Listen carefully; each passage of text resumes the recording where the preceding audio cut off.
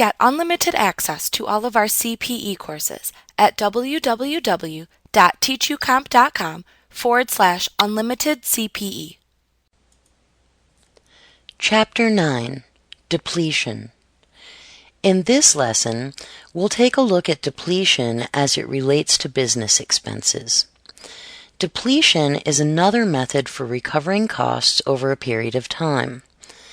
In Publication 535, the IRS defines depletion as the using up of natural resources by mining, quarrying, drilling, or felling.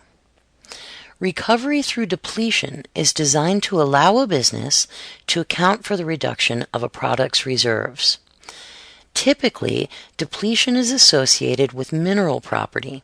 However, it can also be applied to property that is used to produce timber. There are two methods of depletion: cost depletion and percentage depletion. For mineral property, the method that gives the largest deduction is the one that a business should elect.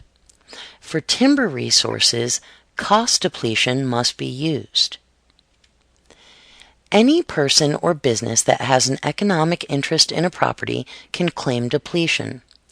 A person or business is said to have an economic interest if they have acquired by investment any interest in the mineral or timber property, and if they have a legal right to income from the property.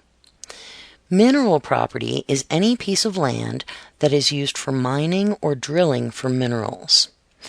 Examples of mineral properties would include oil and gas wells, mines, and other natural deposits. For tax purposes, each piece of property refers to each separate interest that a specific person or business owns in each mineral deposit. Like what you see? Get unlimited access to all of our CPE courses at www.teachucomp.com/unlimited CPE.